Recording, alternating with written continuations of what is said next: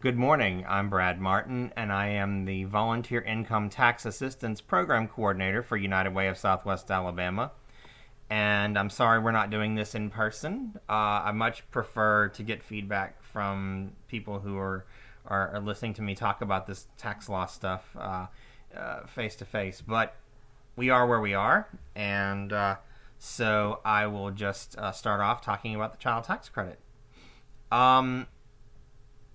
And I will tell you that I've been doing taxes for about 10 years, so I can give you some historical context. And as such, let's start with the child tax credit. We won't go back to the old child tax credit, but to give you an idea of what's changing from last year to this year, and what's new, we have to understand where we came from. So in 2018, the child tax credit started out being a $2,000 credit. Prior to that, it was $1,000 and whatnot. The $2,000 was partially refundable. Now, a non-refundable credit means it can only lower your tax liability. It cannot give you extra money.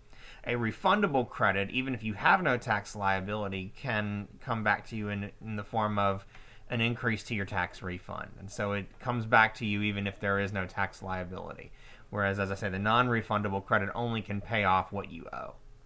So the child tax credit was sort of half and half. It was actually two parts. There was the child tax credit, which was the non-refundable portion, and the additional child tax credit, which was the refundable portion.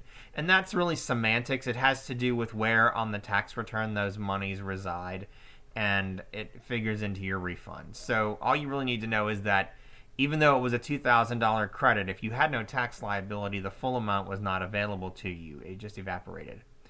The other things to know about the original child tax credit or the previous child tax credit is that it applied for children who were 16 and under. So your 17-year-old child did not make you eligible for the child tax credit. Instead, you got what was called the credit for other dependents, which was $500, and it was non-refundable.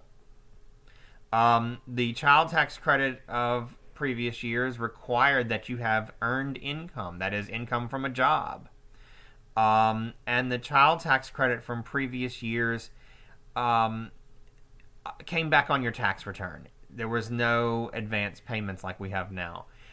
So it was something that you filed for on the tax return, and you generally got it if you're raising children, they live with you, and they're, again, under age 17. So now let's talk about what's changed. So in 2021's American Rescue Plan, one of the things that happened is we got an expansion of the child tax credit. It expanded in the following ways. For children who are age 5 or younger, instead of getting $2,000, you'd get $3,600. That's an expansion of $1,600. For those of you who find it too early in the morning to do math, I'll do it for you. Now, for children ages 6 to 17, that's right, 17-year-olds are included this year, the credit is worth $3,000 instead of that $2,000. So that's an expansion of $1,000. And you don't have to have earned income. There's no partially refundable about it. The whole thing is refundable. It's really meant, the target goal is to lift children out of poverty. And so it's really meant to support parents in having the funds to help their children. So and the other thing that's happening is it's coming out, half of it's coming out in advance. And when I say advance, they're doing half of it. So let's use examples. If you have a 7-year-old child, then your credit is worth $3,000 because the child is in that 6 to 17 age range. So normally you would have gotten $2,000 on your tax return. This year you're going to have, by default, you will get $1,500 paid in $250 installments that started in July. And then the other $1,500 will be claimed on the tax return instead of $2,000. So you're getting some of it ahead, including all of the expansion and some of the original tax credit. Okay? Now, if your child is 4, That's that 0 to 5 range. Then the credit is worth $3,600, so you're going to get $1,800 as a form of $300 payments. There are 6 of them: July, August, September, October, November, December. The other $1,800 will show up on the tax return. Now, there are some exceptions. So keep in mind, there is an income threshold. The main child tax credit, that $2,000 that we started with in 2018 and is still considered the main child tax credit today, that $2,000 phases out or starts to become reduced for single filers, head of household filers, married separate filers, with incomes above $200,000. For joint filers, married couples filing jointly, that threshold is $400,000 in income. Most of us in the nonprofit sector, and certainly not in the VITA program, we're not serving incomes that high, so it's probably not a huge factor. Now, the expansion portion, that either $1,800 or $1,500, it has a lower phase-out threshold. For single filers and married separate filers, people who file separately even though they're married, that threshold is $75,000, and then it starts to reduce at a rate of $5 for every $1,000 over that $75,000 that you make. The phase out is $112,500 for people who are head of household, and $150,000 for married filers who file jointly. Okay, so if your income is, say, if you're married filing a joint return and your income is, let's say, $250,000, that expansion is going to be gone because you're going to phase it out. Then you would still just get the $2,000 from the main credit until you hit $400,000. And then, of course, half of that for single filers and in between for head of family or head of household. So now that we've talked about the phase outs, I said that by default you would get these payments, these advance payments in July, August, September, October, November, December. July has sailed. I'm recording this on August 6th. August has sailed. That payment will post on August 13th, but any changes that needed to be made had to be made by 3 days before the first Thursday in August. The first Thursday in August was the 5th. 5 minus 3 equals 2. August 2nd was D-Day for August. So now any changes that you make in either direction, either opting in or opting out, or changes that you make to banking information, would go into effect for the September payment, which will be released on September the 15th. And it's important to keep in mind that I'm doing a little quick math in my head. The first Thursday in September, and you can do this for any month that you need to, the first Thursday in September is going to be September the 2nd. And so any changes that you want to make that will impact the September payment need to happen by September 2. Okay? So you make those changes if you want to. Now, why would somebody opt out of receiving these advanced payments? And the advanced payments are meant to help you with expenses taking care of your child. It's meant to get you some quick relief, and it's a good timing because school supply drives are happening. We're having to go get school supplies. We're having to get clothes for back to school. It's a good time to have started those payments in July. But why would you opt out? Okay, let's say that your normal income is higher than the phase-out amount. So let's say you are head of household filer and your income was, let's just say, $200,000 a year. But last year, in 2020, it was a bad year. A lot of people lost their jobs and unemployment wasn't as much. And so maybe the head of household filer only brought home $75,000 that year.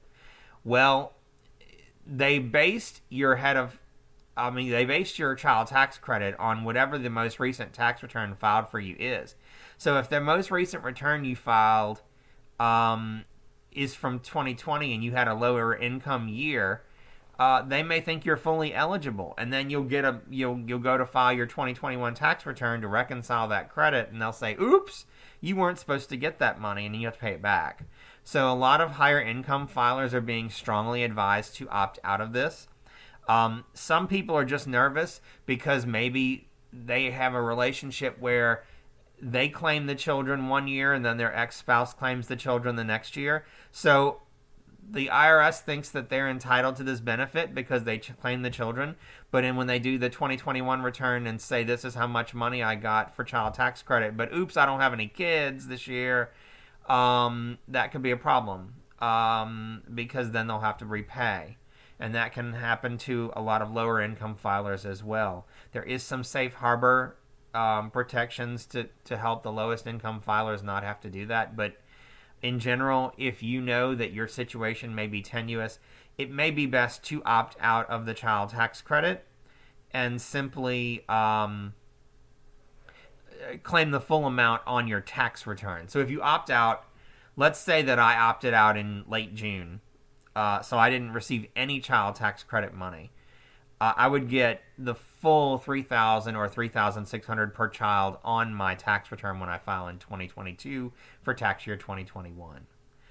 And finally, let's talk about who needs to do anything extra. Most people who have claimed children on their most recent tax returns don't need to do anything. If you filed a 2019 return or a 2020 return and claim those same kids, it's all good. Those monies should be flowing already. People who may need to do something different are people who maybe didn't file taxes in 2019 or 2020.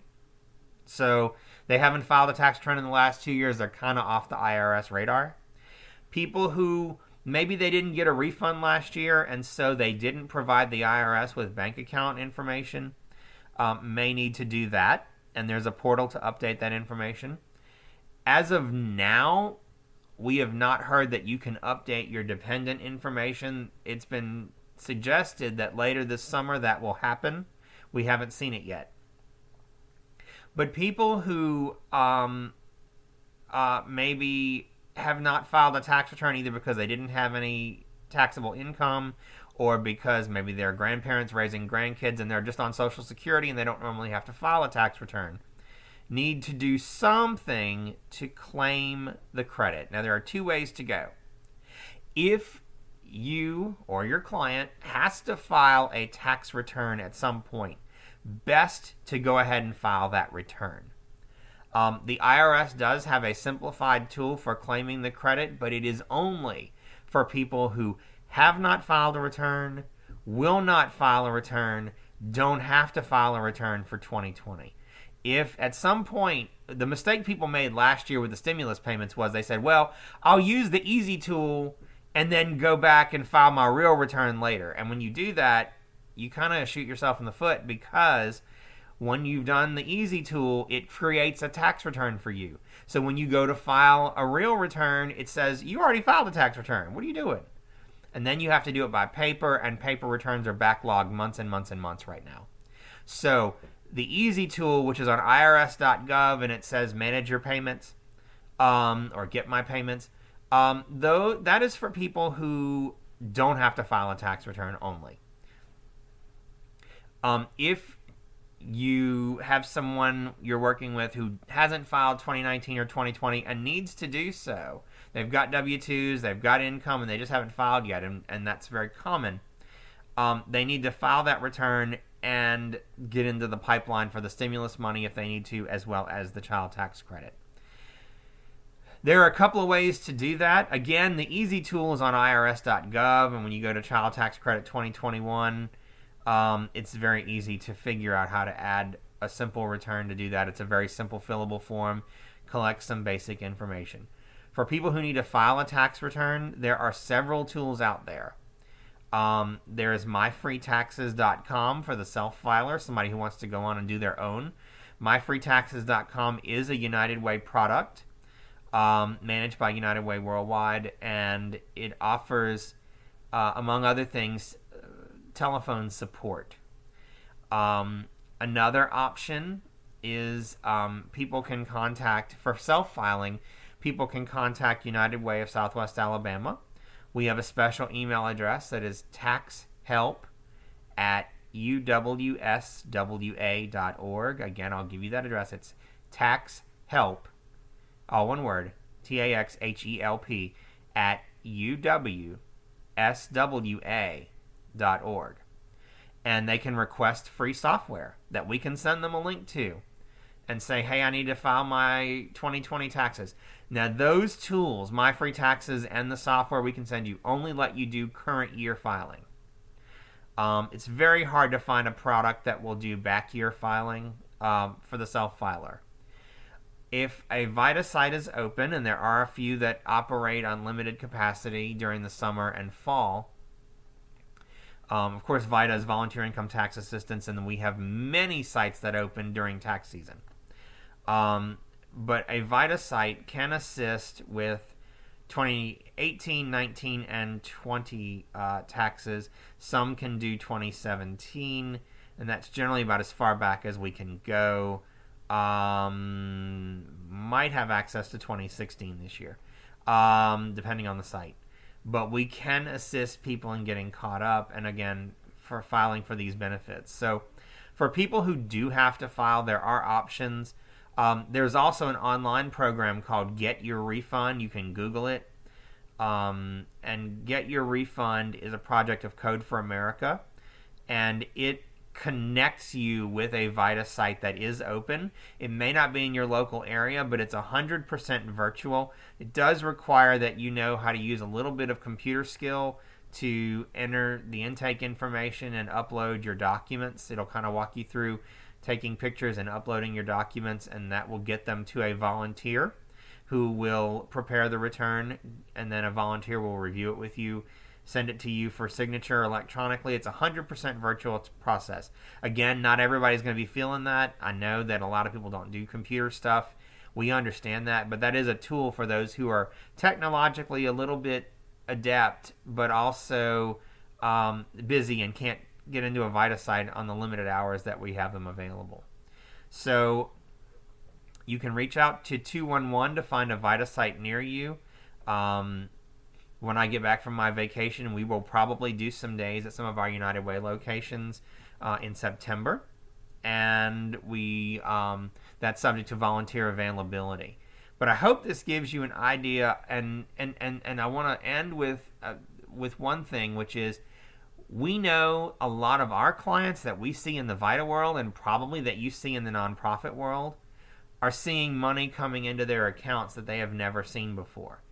I did a return as a practice exercise, and the family had three children. Two of them were under age 5, one was over. And their refund for a 2019 return would be like $4,000. With all the money coming in, and there's other things happening too. There's a daycare credit that'll come up on next year's tax return. We'll have a session on that, I'm sure, as we get closer to it and more of the tax laws are ironed out. But best we could figure, they would get back almost $10,000 either in advance payments or tax refunds. So this is a lot of an infusion of cash into bank accounts and into hands that normally may not see that kind of money. And the struggle is that people who have never had to manage that kind of money may not know how to do it.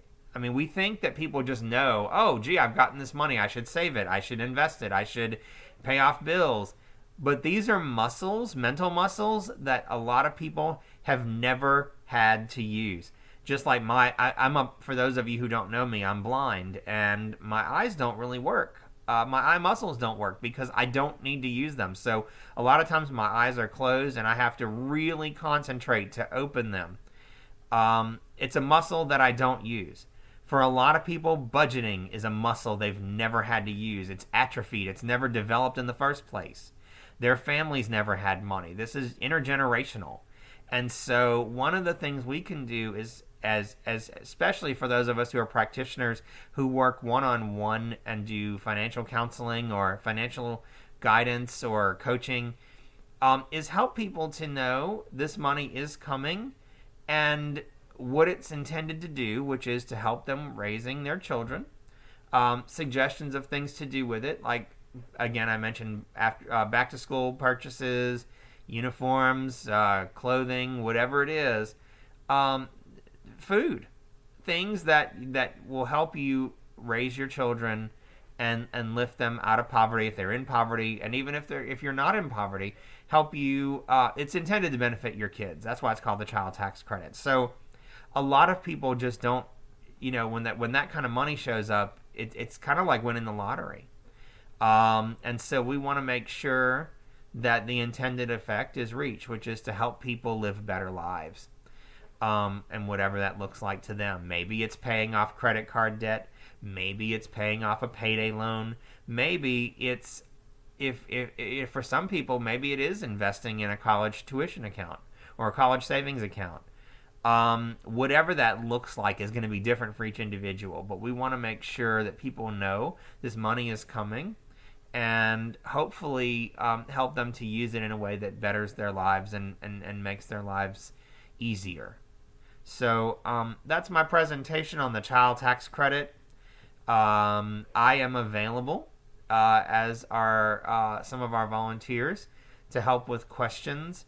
The easiest way to reach out to us, again, is that email address, taxhelp, that's TAXHELP, at uwswa.org. Thanks for tuning in, and I hope this has been of some value to you, and that we can help our community and help the people that we serve to maybe make their lives a little bit easier, especially during this time of this pandemic, which seems to continue to stretch on and on and on. So thanks for your attention, and I hope that you found this helpful.